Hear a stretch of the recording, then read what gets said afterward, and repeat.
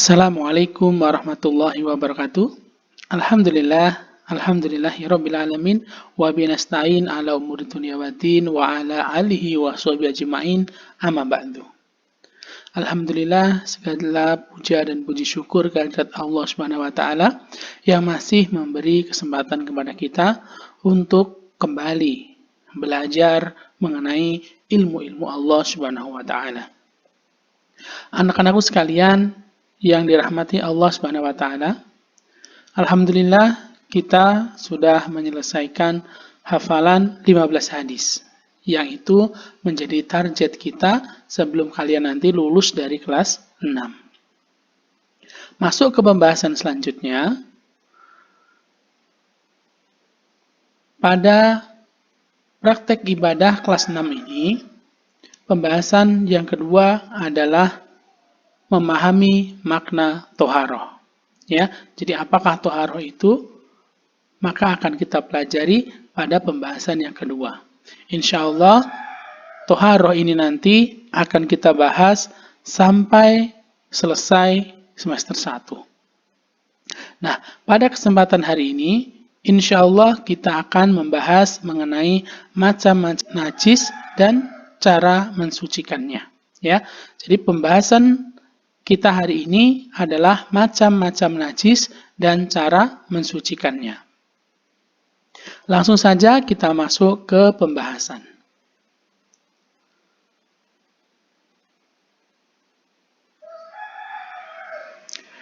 Pengertian toharoh. Rasulullah Shallallahu Alaihi Wasallam bersabda, "At-tohuru syatrul iman." Rawahu Muslim. Artinya, kebersihan itu sebagian dari cabang keimanan. Ya, hadis riwayat Muslim. At-tohuru syatrul iman. Jadi, kebersihan itu sebagian dari cabang keimanan. Hadis yang diriwayatkan oleh Imam Muslim.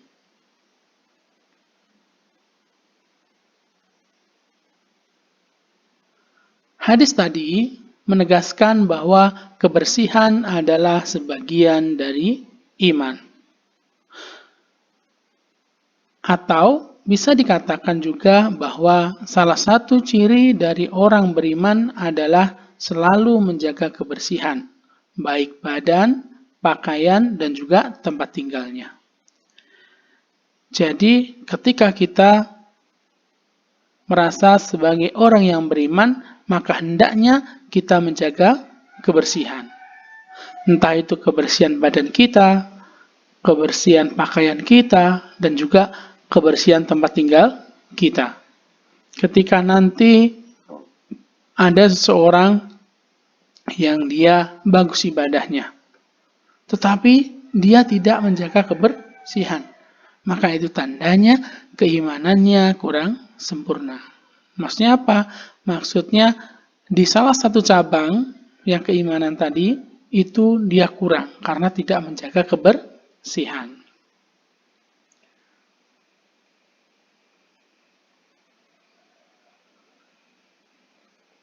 Toharoh artinya bersuci dari hadas dan najis. Ya, jadi toharoh itu kita bersuci dari hadas dan najis. Apa itu hadas dan apa itu najis? Hadas adalah keluarnya sesuatu dari dua lubang, yaitu kubul dan dubur manusia. Ya, jadi keluarnya sesuatu dari dua lubang, kubul dan dubur. Kubul itu adalah tempat keluarnya air kencing, dan dubur adalah lubang tempat keluarnya BAB. Di situ adalah hadas. Jadi kalau ada sesuatu apapun yang keluar dari dua lubang tersebut, maka itu disebut berhadas. Ya. Nah, contohnya yaitu kentut, buang air kecil, buang air besar, dan lain-lain. Itu adalah hadas. Nah, najis adalah semua benda yang dianggap kotor oleh syariat Islam. Jadi menurut syariat Islam itu disebut sebagai hal yang kotor. Bukan menurut manusia, bukan menurut kita, tapi menurut syariat Islam. Itu dipandang sebagai benda yang kotor. Contohnya, yaitu kotoran hewan maupun manusia, air kencing, air liur anjing, dan lain-lain. Ya, jadi itu najis. Benda yang kotor itu belum tentu najis. Tetapi benda yang najis itu sudah pasti kotor. Contoh, kita tahu kotoran hewan itu najis. Dan kita menganggap hal itu juga kok kotor. Jadi najis sudah pasti kotor. Nah, terus ketika kalian bermain di lapangan mungkin ya, karena di situ habis hujan mungkin becek-becek, ada lumpur dan seterusnya, maka ternyata celana lumpur itu atau celana kalian terkena lumpur. Maka itu akan kita sebut sebagai kotor. Oh, celananya kotor. Tetapi itu tidak pasti kalau itu najis. Ya. Jadi kotor sama najis itu berbeda.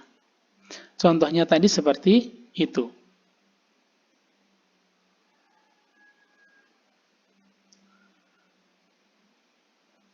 Mari kita mengetahui pengertian najis dan macam-macamnya. Najis adalah benda kotor yang datang dari luar tubuh manusia dan wajib dihilangkan dan disucikan. Ya, kalau tadi menurut syariat Islam seperti itu tadi, nah ini najis adalah benda yang kotor yang datang dari luar tubuh manusia dan wajib dihilangkan dan disucikan. Maksudnya bukan yang ada di dalam tubuh kita, tetapi dari luar. Contohnya, kita mengeluarkan, kita kencing, ya, kita mengeluarkan air kencing. Maka itu sudah di luar tubuh kita. Maka itu wajib dihilangkan dan disucikan ketika mengenai tubuh kita. Beda dengan mungkin ya, yang masih ada di dalam perut kita, belum keluar. Di dalam perut kita pasti ada kotoran, pasti ada kencing. Karena itu belum keluar, meskipun kita kemana-mana membawanya, maka itu tidak disebut najis. Tapi yang sudah keluar, ya dari luar tubuh manusia, ya, maka itu wajib dihilangkan dan disucikan karena hal itu adalah najis. Ya, itu mengenai najis. Nah, suatu benda atau barang menurut hukum aslinya adalah suci, selama tidak ada dalil yang menunjukkan benda itu najis. Jadi, semua benda kita anggap suci, kecuali ada dalil yang menyebutkan najis. Ya, contohnya kita memegang getah pohon. Ya, getah pohon itu najis atau tidak? Meskipun itu nanti kotor. Contohnya kita megang getah habis makan apa ya? Yang ada getahnya. Oh ya, habis makan nangka atau cempedak. Itu kan biasanya ada getah-getahnya, warna putih-putih. Apakah itu najis atau tidak? Maka itu tidak najis. Ya, jadi suatu benda atau barang menurut hukum aslinya itu adalah suci, selama tidak ada dalil yang menunjukkan benda itu najis. Jadi semuanya dianggap suci dulu sebelum ada ketentuan datang yaitu najis. Karena barang-barang najis nanti akan diberitakan oleh Allah melalui Rasulullah Shallallahu Alaihi Wasallam.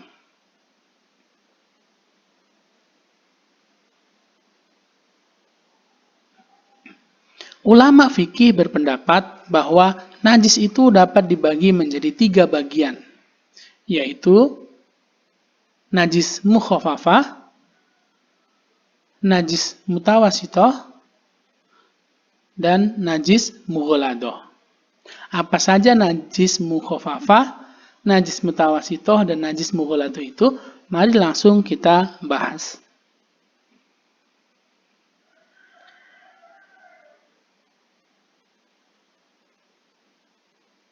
Najis mukhafafah. Najis mukhafafah adalah najis yang ringan.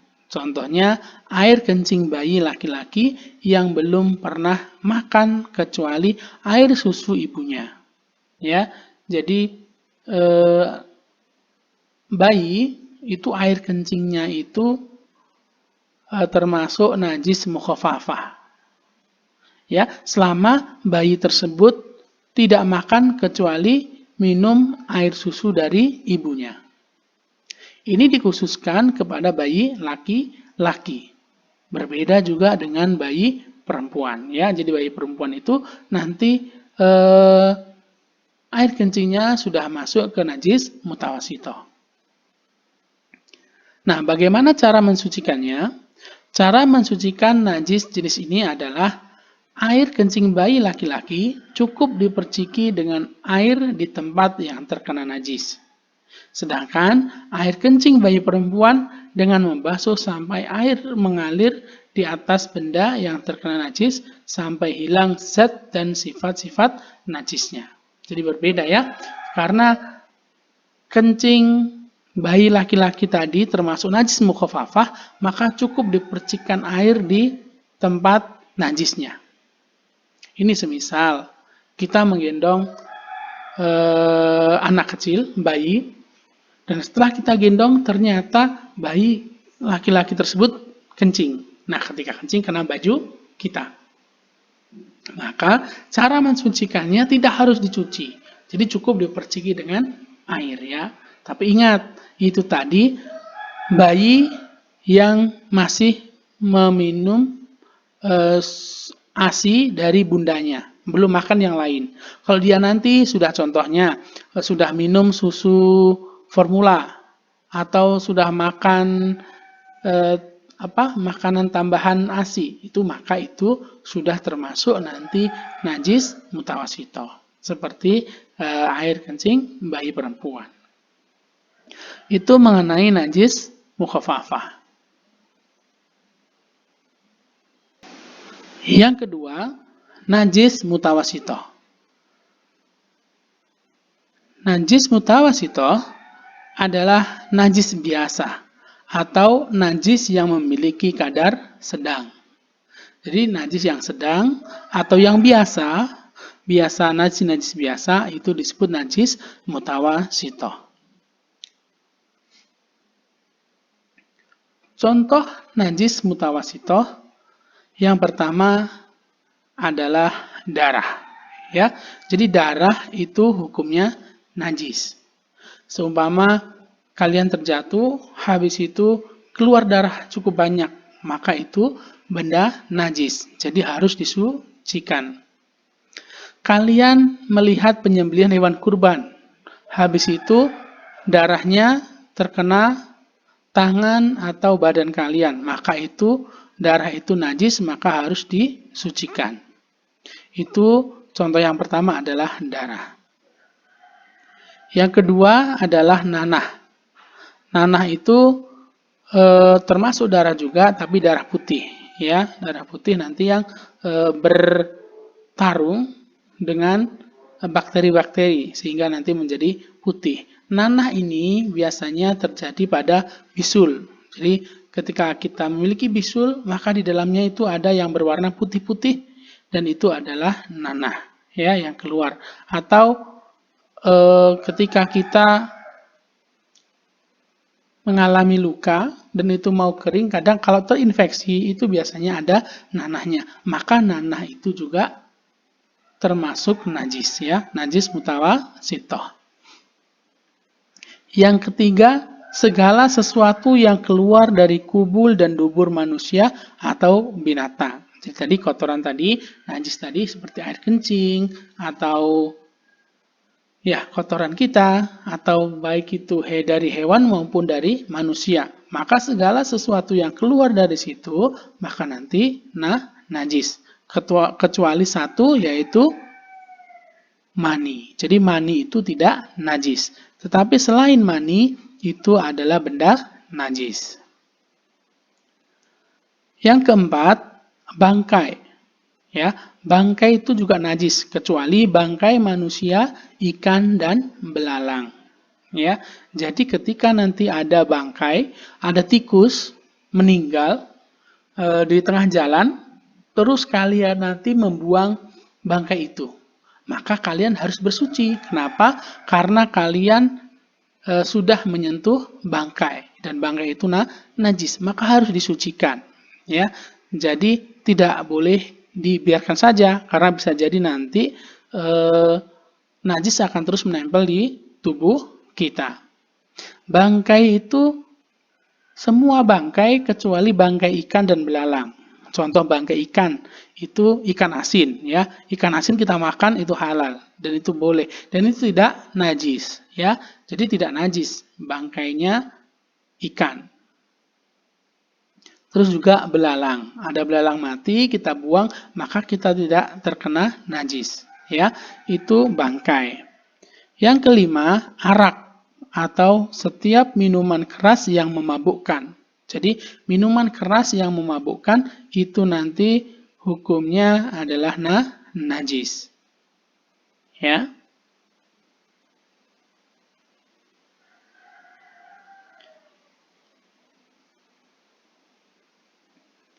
Najis mutawasitoh terbagi menjadi dua bagian, yaitu najis ainiyah, yaitu najis yang berwujud yang dapat dilihat dan disentuh.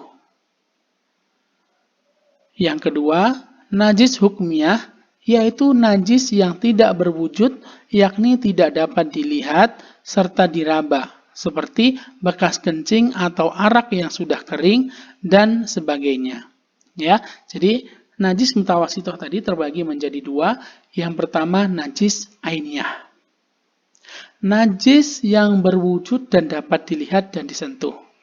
Contohnya ada kita melihat ya kotoran kucing. Maka kotoran kucing itu disebut najis ainiyah. Kenapa? Karena terlihat dan juga bisa kita sentuh. Nah, najis seperti itu disebut najis ainiyah. Nah, sedangkan najis hukmiyah yaitu najis yang tidak berwujud. Contohnya kita buang air kecil ya. Ternyata ketika buang air kecil, air kencing kita itu terkena di celana. Dan cukup banyak contohnya ya, terkena di celana. Nah, lama-lama air kencing itu menjadi kering karena kita kemana-mana ya. Maka najis air kencing yang menempel di celana itu nanti disebut najis hukmiyah. Kenapa? Karena najisnya tidak dapat dilihat serta diraba. Tapi bisa jadi baunya masih ada, tetapi tidak terlihat dan juga tidak diraba, tetapi baunya masih ada. Ya, maka itu disebut najis hukmiyah. Nah, bagaimana cara mensucikannya? Cara mensucikan najis jenis ini adalah najis ainiyah dengan cara disiram dan dibasuh dengan air yang suci hingga bersih, sehingga hilang warna, rasa, dan baunya. Jadi kalau tadi kita contohkan ada kotoran kucing, maka cara mensucikannya adalah disiram atau dibasuh. Jadi disiram itu kalau najis berada di suatu tempat, mungkin di lantai ya, di lantai rumah kita ada kotoran kucing contohnya. Maka cara mensucikan lantai rumah kita adalah dengan disiram. Disiram sampai apa? Sampai hilang bendanya. Sudah warnanya juga rasanya. Maka boleh digosok, boleh disikat, dan seterusnya.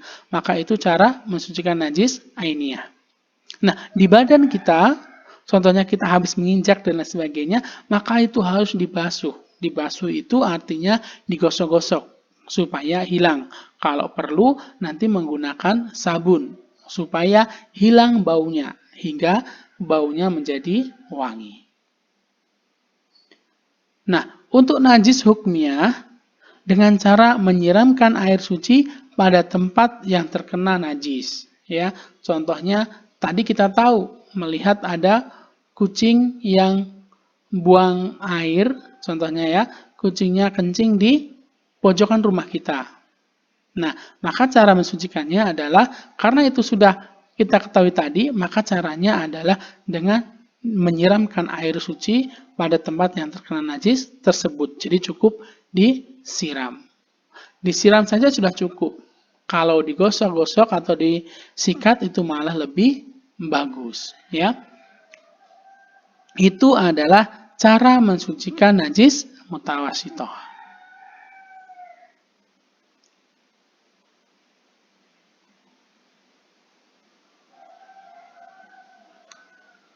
Najis mughaladoh. Najis yang ketiga adalah najis mughaladoh.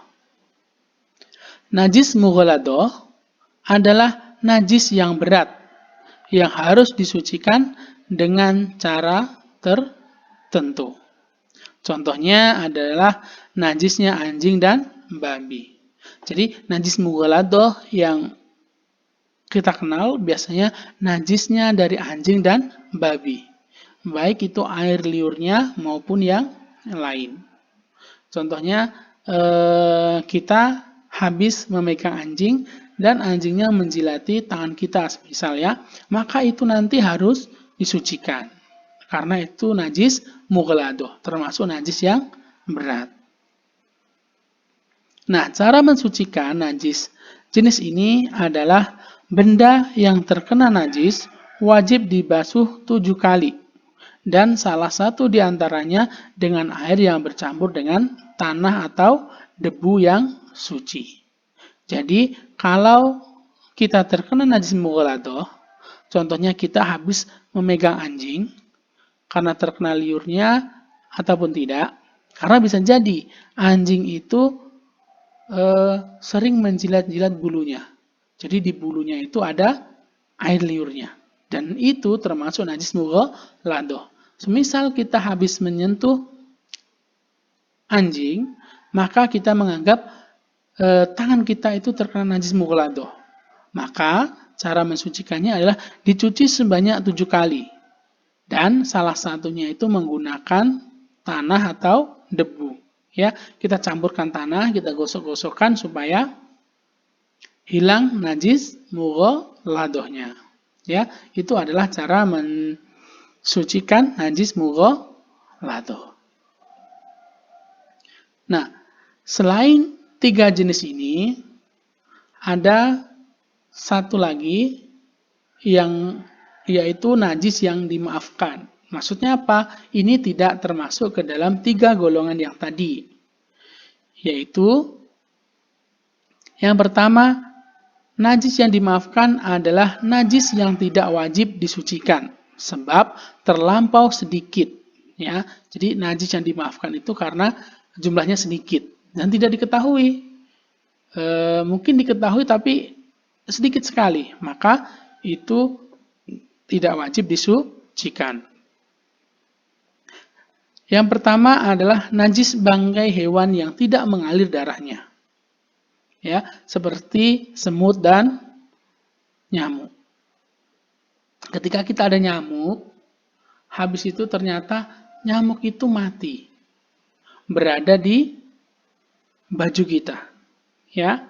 Maka itu tidak apa-apa atau tidak wajib disucikan. Kenapa? Karena tadi terlalu sedikit, terlalu kecil gitu ya. Najis, kecuali nanti nyamuknya banyak sekali ya, numpluk gitu. Maka itu harus disucikan, dibersihkan. Tapi kalau cuma sedikit maka itu dimaafkan ya. Jadi tidak wajib untuk disucikan. Kalau disucikan bagaimana? Ya lebih baik. Tapi kalau tidak disucikan pun tidak apa-apa.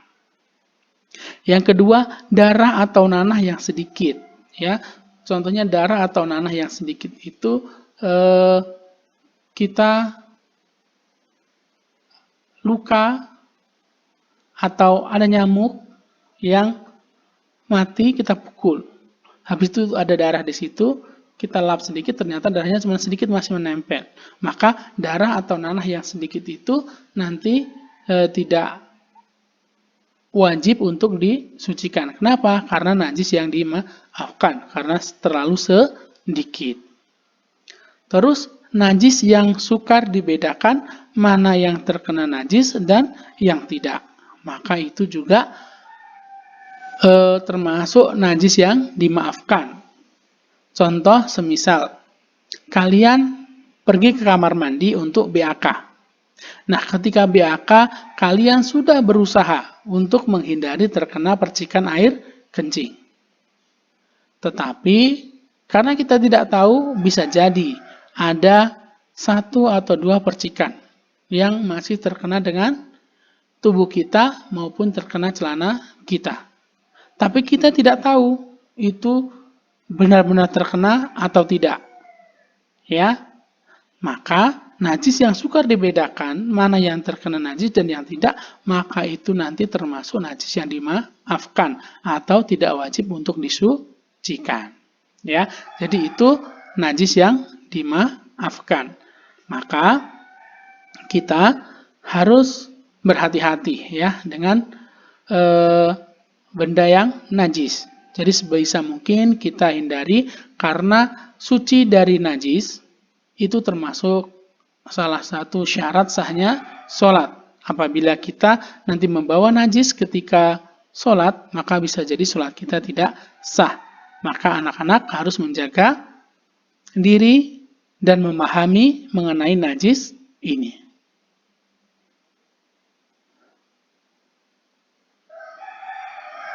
Ya, alhamdulillah. Terima kasih. Pembahasan kita sudah selesai. Terima kasih karena sudah menyaksikan video pembelajaran ini dari awal hingga akhir.